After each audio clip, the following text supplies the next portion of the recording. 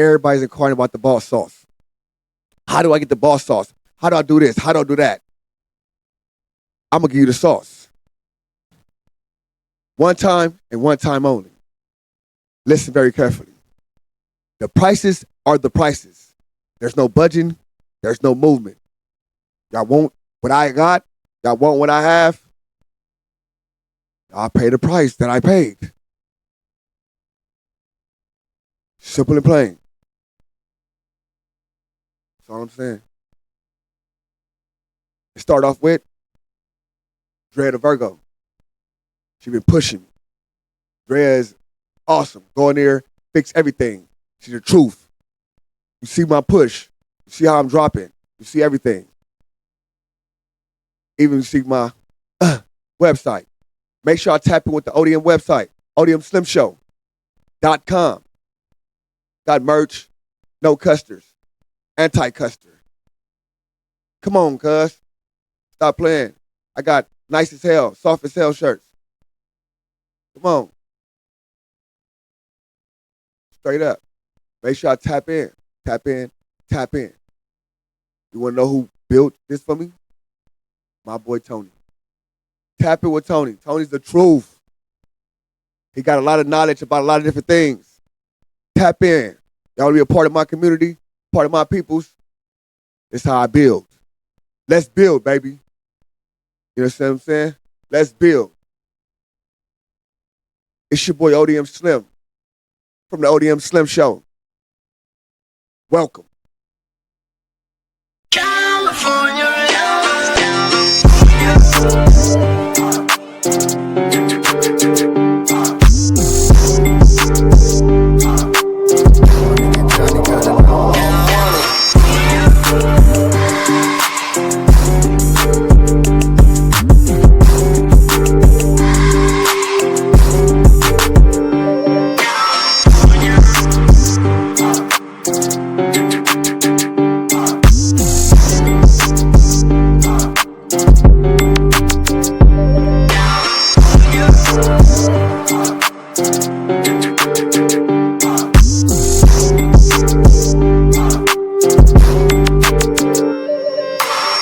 What's the deal? What's the deal? It's your boy ODM Slim, and I'm back again with another one.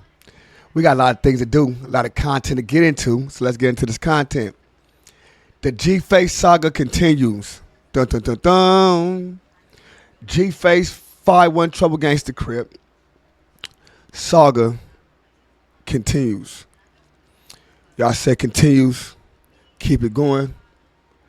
G-Face saga continues. I just want to see how I react to it, you know what I'm saying? And it was a great reaction, bro. It's elevation in this man, you know what I'm saying? Growth and development is well needed in our community.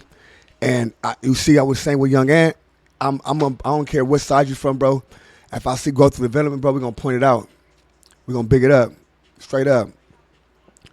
Cinemills TV, man. Want to thank y'all for allowing me to do this content, you know what I'm saying, with no problem. And, you know what I'm saying, keep it going. You know, me and Cinemills, Spider Loc introduced us back in the times. You know what I'm saying? It's been all good love since then, man. Real talk. Shout out Spider Loc, man, for always putting me in the right spot to eat. You know what I'm saying? So let's just finish the saga, man. We heard the bank lick part. It's going to go farther into it, I think. Somebody said something about he shot in the head. Somebody said something about prison. So we're probably going to be at. Now, I make this one probably a little bit longer, but I'm going to try not to cut it so much so we can get into it. But once I hear something that needs to be addressed, I'm going to address. Go.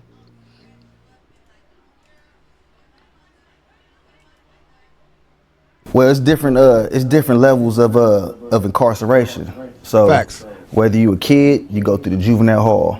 You know, that's what you put on, that's where you fight your enemies on sight. But once you graduate to as an adult, you go through the LA County Jail, and you still might have to run phase with enemies. You know, it's gonna be casualties on both sides. You know, it's gonna be stabbings. You know what I'm saying? It's gonna be broken bones. But once you get to the penitentiary, whether it's on the federal side or the state side, it get a little bit more about you know, your skin, the color of your skin. That's on the state side. even though we still got our conflict in the state, it's broke down in different cards. That's facts, because in a penitentiary, that's why I really learned how this Cripper should be. You know what I'm saying? I'm gonna keep it all real with people. I figured out this is more than just neighborhood Crip. It's more than just, you know what I'm saying, this real Crip, nigga. When our forefathers made this creation, came with the Westside Crips and all that we are the seeds of that. We all got the same last name. You know what I'm saying? Being in high desert, showing everybody the same last name, got the same last name, bro. Simple and plain. No matter which one say it, it's you got to listen to everyone with the same last name. I respect that. You know, depending on where you're from. However, you get to federal prison when you go to a USP, which is the United States Penitentiary, and it's dangerous. It's some of the most dangerous criminals in the country that's placed, on one yard. You got the Bloods, you got the Crips, you got the GDs, you got the Vice Lords, you got the Mexican Mafia, you got the independent white boys, you got the AB, the Dirty South, and you got, New York, South, East dirty. Coast. So when you hit the yard there, all Crips is together. It's no factions broke down. Like, you might be on the yard with a couple of your homies from your hood, your immediate hood, but at the end of the day, Crip is Crip, and there's no separation. Facts. If you decide to go outside of that, you're gonna leave on a stretcher. Facts. And we didn't do. That's hot. If you decide to go inside of this Crippin', you got to go to this that way. Simple and plain. That's how they understand. That's how militant this shit can get. This is how militant this shit's supposed to be. We got to get back to that. Putting different group disturbances to where it was a 15 on 15 or a 20 on. Group disturbances, you know what I'm saying? Any other dumber language, riots, you know what I'm saying? Physical altercations. 10, and we all Crips, and we all out here stabbing people and getting stabbed. Right. You know what I mean? Getting Facts. stomped out and stomping people out. And at the end of the day, we end up in that shoe, in that hole. You know what I mean? And I got to thank you for saving my life. And you from rolling 60s. Facts. You from 40s, or you from East Coast. Right. You know what I'm saying? And that's how our brotherhood start. You know what I mean? Then Facts. we might end up in another spot together. The love I have for you, is bulletproof. We was back here hungry together. We ate together. My perception of Crip kind of like changed a little bit. That's facts, bro. Like doing other prison, other PMs different, but High Desert was like that. So it was like, nigga, this Crip. Nothing else. Yeah, you got other niggas that's right here, but it's Crip. And it takes your perception of something like, oh, you know what, this, and then you go back to the root of the shit. Then you get, that's where the growth and development come in. Like, man, you know what I'm saying? Like, yeah, it's like, it was fuck them niggas all across the tracks all day. It was fuck them niggas across over there all day. But now it's like, damn, these are niggas that's my brothers. These niggas I got to go war with. Real shit. Do you still maintain relationships with neighborhood Crips? Absolutely. Absolutely. It's well known your blood cousin is Brick Baby. Yes, sir. Yes, sir. Shout out to Brick Baby. Shout out to Brickavelli, man. Shout out to Lil C-Dog 602. Yeah. Big Peanut. C-Dog. Now, you had a famous, not cellmate, but a gentleman that was celled up next to you, a Latino gentleman. I believe you talking about when I was in Atwater, Lalo. Yeah. Lalo out of Compton. Yeah, he was a T-flat. Yeah. Very respectful, carried himself like a man. I don't really know too much, about his political situation, but my interaction with him, my encounter with him, it was 100. Right. And when he hit the yard, when Lalo hit the yard, was that like a moment in time? Did people come to order? Well, see, like I said, when you in the USP, United States Penitentiary, you got a level 4 prison, but I want to say that's like a level 5, because it's a little bit more dangerous. It's hitters from everywhere. And at the time, you gotta understand that's masterful, bro. You got all the hitters, not just because you got people in prison, but you got all the hitters, all the sick ones, and one. Ooh. And up north in Atwater, USP, and it was a disciplinary program. So everybody that was getting off the plane in the feds coming from the SHU or discipline spot. And I'm in the intake unit. The intake unit is a unit when you first get off the bus or the plane.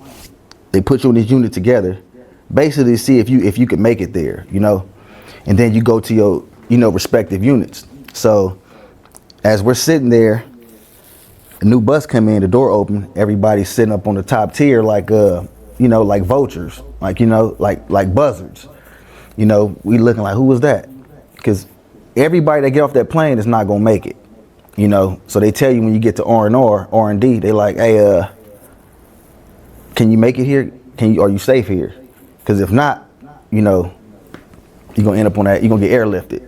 So when you walk out of R&D, you got the medical staff right there with the stretcher. They got the bags, everything. So we looking right, and as soon as the dude walk in, as soon as Lalo walked in, I noticed the shift in energy. You see all the Southsiders, fully blasted up. You see them escorting him everywhere he go. To the shower, he's escorted. To the phone, he's escorted. Power. Outside his cell was 2 different chairs, so he kept security. So, I zoomed in and I kind of like checked him out or whatever, because that's what we do, And I noticed the tattoo on his neck. You knew he was a somebody. Yeah, he was. Yeah, he was one of them boys. A lot of us, see the Mexicans, they go deep into their heritage. I don't know if it's Aztec, Mayan. I don't want to get the wrong thing because that's between them. You know what I'm saying? I know it's certain face, the way the face are turned. I know with the dream catchers and all this, there's different things that you know what I'm saying, and they got these, and it means something. The way it's turned, the way this is done, how many things are on them, same thing. It means something. Simple and plain. They got history within their tattoos. Sickening. You guys had a real cordial relationship, which is cool to hear. Yeah. I mean, that's what neighbors do. When you in prison, whether you're in the shoe, whether you in the hole, whether you on the line, you got a neighbor, you introduce yourself. Right. That's what you do. Right. You introduce yourself. You see if they need something as soon as they get there, no matter what race they are. You can be white, Mexican, black. You're here, so I know you straight. So I'm gonna come check them, introduce myself. I'm gonna give you a care package, hygiene, whatever. Right. If you're not a part of my car, of course I can't give you a weapon. Hell no. I'm not giving you nothing that you can hurt me with, nigga. Straight up. You know what I'm saying? I'm getting this to the homies. Come introduce myself, and when I did that, he appreciated that. You spent a lot of time in 21 years of combined incarceration. A lot of that was in your youth. Yeah. At 16, you end up going. I think that's you know what I'm saying, bro said doing like foster care and all that type of stuff. I think that comes with it, especially when you find a home, that's your family now. So nigga, if I want is everything, nigga, straight up. Especially at them ages, you know what I'm saying? Because I just found, you know what I'm saying, I found moms over there. I got a nigga sister, they taking care of me. Whoop, whoop, this and that. Like, nigga, I go to this person's house. Like, you know what I'm saying? And so it give you a self, like, help you get idea of what you want to be. Like, you know what I'm saying? Give you a family, call your brothers and sisters, them niggas you get into it with it. And then you got little homies and niggas call your little brothers and all. Man, it's like. To the big house, like, man, it helps us. With the adults. At the time, I was turned up and out of control, so I wasn't really sweating it. It was kind of like a badge of honor to ask me. I was happy to go to the pen. I wanted to go to the pen. I couldn't wait to get to the pen, see what it was about. It was a rite of passage. When I got there, it was kind of turned down. It wasn't really what I expected. I mean, I held my own. Can't nobody say no busted shit about me. The disrespect you're seeing out here, how are you taking? I like that he stay humble, bro. He stay humble. He don't, when he probably can say a lot of stuff, I did all this and that. He don't take. He say, nigga. He give both sides credit. It's courtesy on both sides. He saying, nigga, I was stabbed or get stabbed. He don't never say one side, and I respect that. I'm telling you, that goes a long way. That's going a long way when you get a message out there. This, regarding people cutting you off, people bumping you and not saying excuse me. Just our society's become very rude. Mm-hmm. I read a book called The 4 Agreements, and one of the agreements is to not take everything personal. And I had that issue. I've been battling that for a long time. I'm not gonna be disrespected, but I'm not gonna put myself in the situation to where I gotta hurt somebody. And all the disrespect that's going on, whether it's the internet, That's not my era. I don't believe in that. Right. We're not gonna go back and forth with the disrespect or none of that. You pop it about me, 9 times out of 10 I might pop up on you. You Facts. can talk about it like me. Now that's how things supposed to go. We can talk about it face to face. And I see how you respond to the things I'm gonna say to your face, because I'm not simple. Different era. And we ain't gonna do. I don't need an audience. I don't need any of that. It's a tough adjustment, man. Yeah. What kind of gives you a little PTSD? Like, is traffic bother you when you're sitting in traffic? Yeah, because I'm always in my rearview mirror. I'm always in my wind. I'm always alert. That comes from being in war. Straight up. Come from being in war, come from strategizing and getting strategized on. Simple and plain. That's what coming from war. They trying to catch you, you trying to catch them. It's your head playing tricks on you all day long. Watch this, watch that, watch that, this and that. You watch everything around you. Like a scan. I scan my whole circumference everywhere I go. I don't care if I'm in traffic, I'm in Walmart, the liquor store, the gas station. I never pull up to a gas station, just get out. I have to scan the whole area and see if I notice any potential threats. The traffic is a little rough, but you never know who you're dealing with, though. You never know with this person. So, like I said, I try to be respectful. I try to be respectful because you never know what the next person gonna do. And what about large crowds? Like, would you go into like a bar on a UFC fight night or? No, it makes me nervous. Yeah. It makes me nervous because alcohol and foods don't mix. It makes me nervous. I don't go to large events. Facts. Have you always been like that? No, hell no. I used to look for it. I want to go. They got Summer Jam. We up there deep.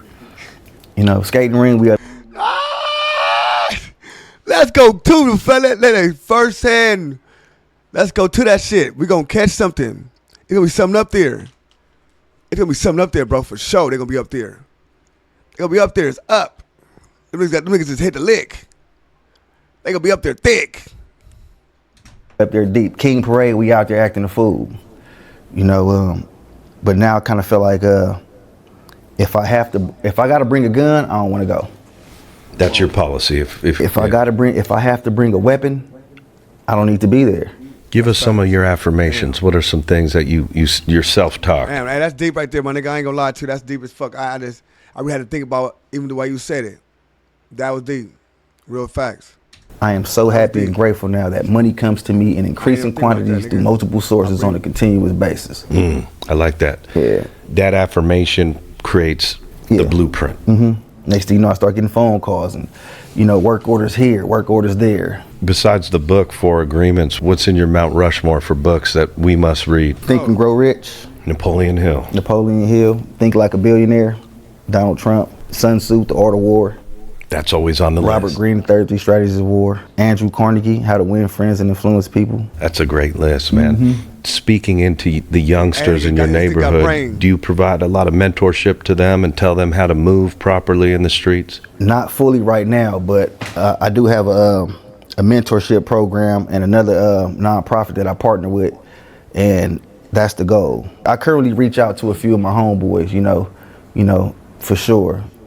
Shout out Baby Left Rad, shout out Ace Boy, they're my little nephews, and my homegirl Mila's sons and shit. They got a lot of nonprofits, a lot of mentorship programs for kids that's not even in the streets. I want the ones that was like me. Right. That's the see. Don't get me wrong. It's good to catch them before they get to the streets, right? But you want the ones that you can catch, and because before they get wicked, because it get wicked out here, bro. It get real wicked. So if you can catch certain ones, you can get them out the way. That's how you want to do it. Straight up. I want the ones that's already in the streets. I'm 39. I've never been out of LA unless I've been in prison. So I want to grab some of my little young homeboys and take them to San Francisco, take them to Arizona, get on the plane, let's go to New York, and you're already a gunner. You're already in these streets. You got, you out here in the field, earning your stripes, making your name. Those the ones I want because it's not too late. Why do you think it's so important to take someone out of their zip code? Does it give them different perspective on life? Yeah, because we don't get out. We boxed in and, the streets, our sections got this gravitational pull that that tells us, you know, we're gonna miss something if we leave. And we kind of scared to get out. You know, this is our comfort zone. You know what I mean? And just because you 16, 17 and you out here full-fledged banging, don't mean you don't need to experience life.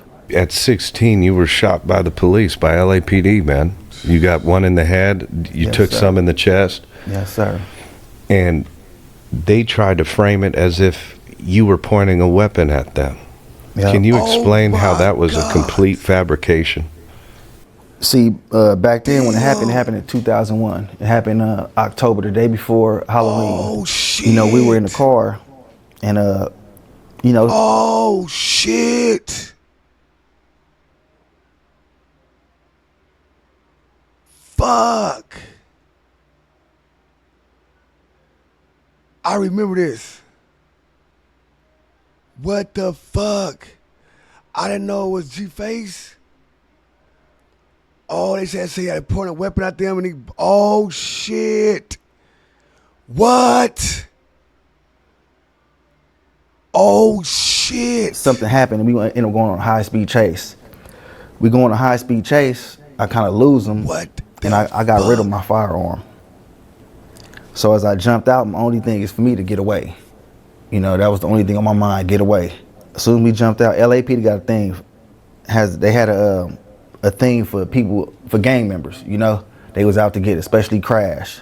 If you run, Facts. they gonna try to shoot you. If they can, Facts. they will. If they can catch you. Chua Martin was vicious, jumping out, busting shit at you.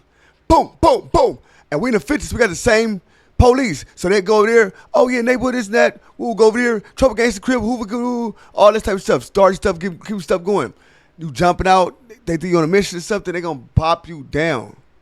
You in the alley on the side of the house when nobody's looking, 9 times out of 10 they gonna shoot you. I was on foot, I was being pursued, and you know, they tried to kill me. Shot me in the head, shot me 3 times in the chest, laid me out. Fuck. That is crazy. Wow.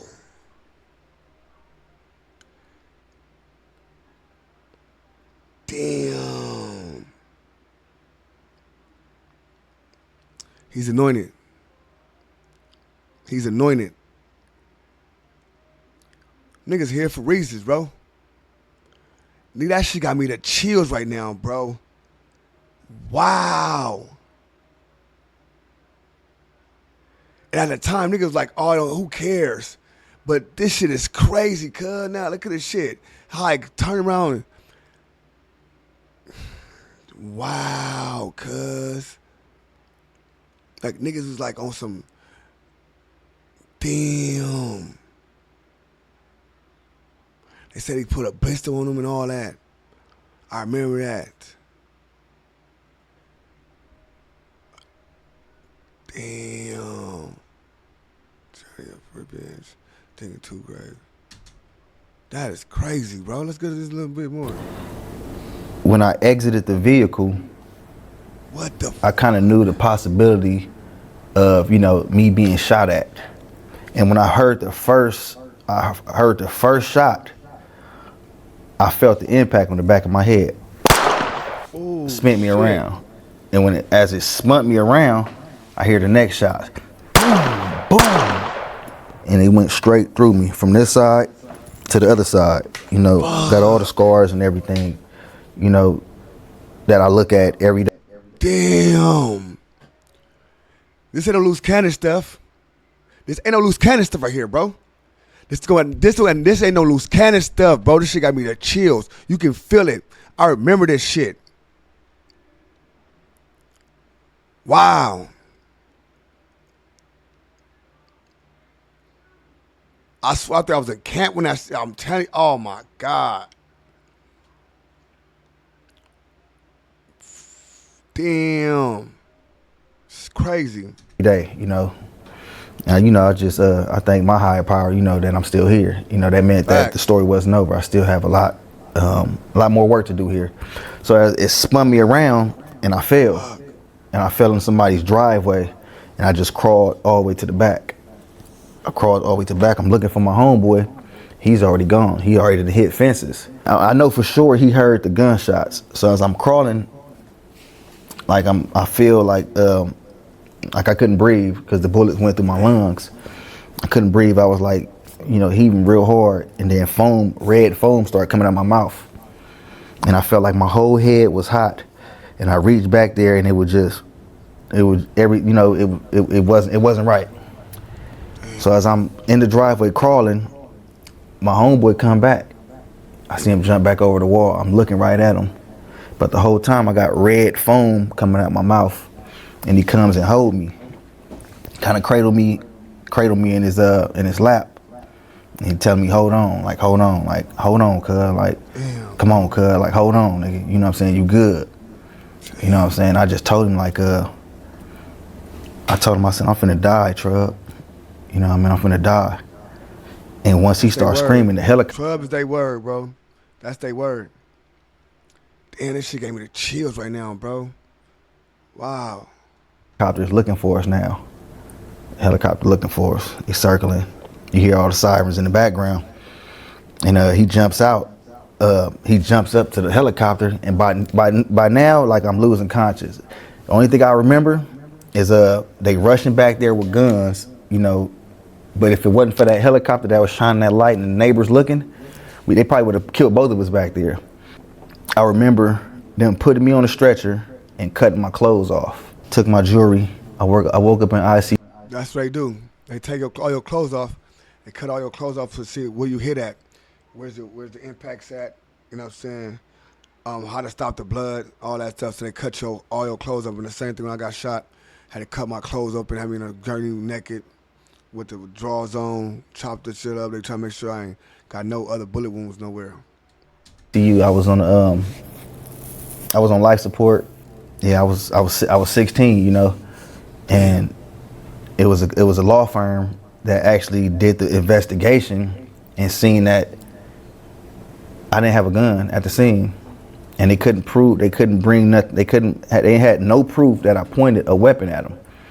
And when they did the investigation, I remember them saying that. That's crazy. I was running. How the bullet struck me, I was running away. So there's no way I could have turned around and pointed a weapon at the cops like this when I was running this way. So I had a big lawsuit on my hands, and I ended up going to jail while the lawsuit was pending. It was getting all the paperwork together, and I was so engulfed in this, this G code, this gangster lifestyle, to where I thought telling was telling, and they wanted me to testify on an officer at court in order for me to win this lawsuit. Damn. And snitching is snitching. I don't care if you telling the police, I don't care if you telling your enemy, the G code is the G code, and you had to stand by it. That was my thought process.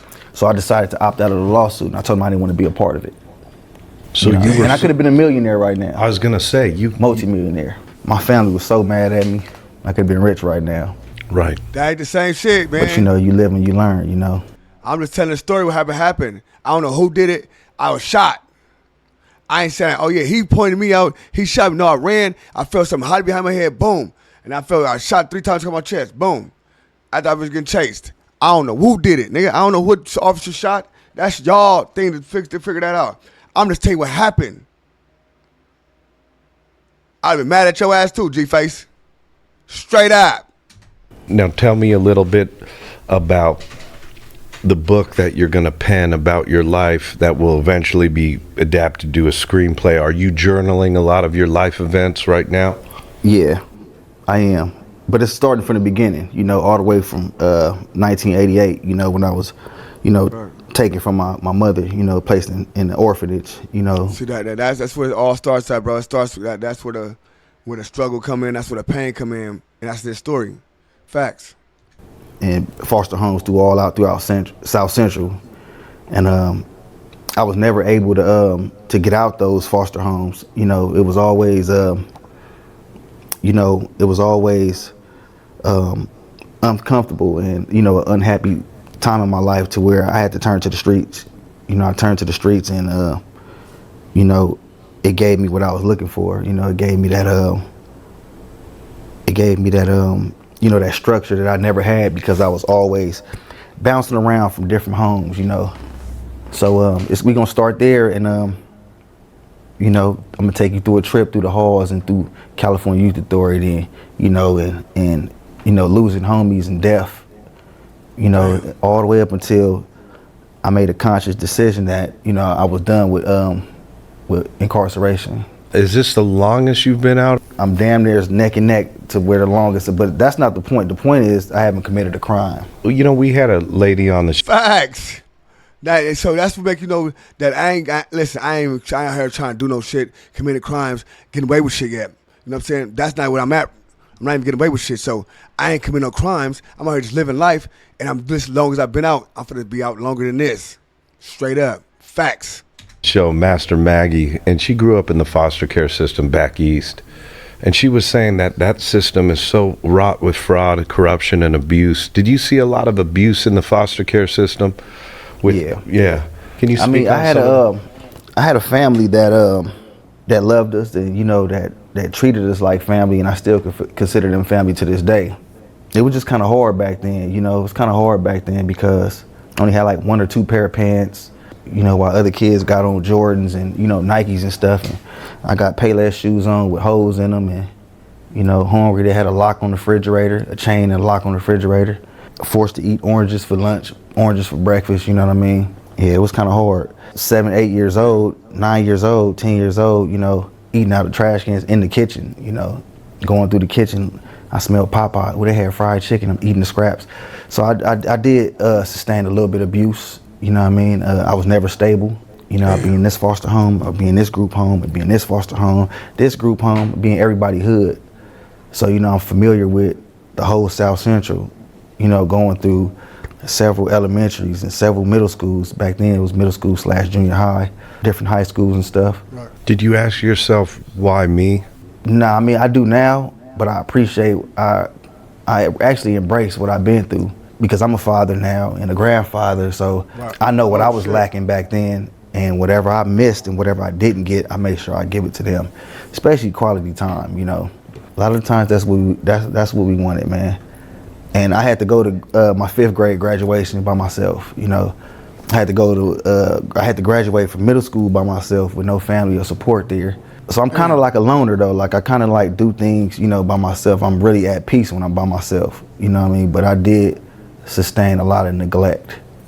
You know what I mean? Coming up. You mentioned your struggle is an important part of your story. If you didn't go through it, you wouldn't have become the man you are today. Right. I appreciate the small things. Like, you know, I appreciate, you know, getting dressed now. I can put on whatever I want to. You know, any type of outfit I want, I can actually afford it, you know.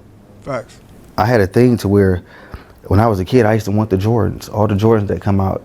And I was with a particular foster family that was wealthy, but never bought us anything. Like I said, I had 1, 2 pair of pants. This particular family, like, they drove nice cars, big 5, 6 bedroom, and they had jewelry. And they were just working the system.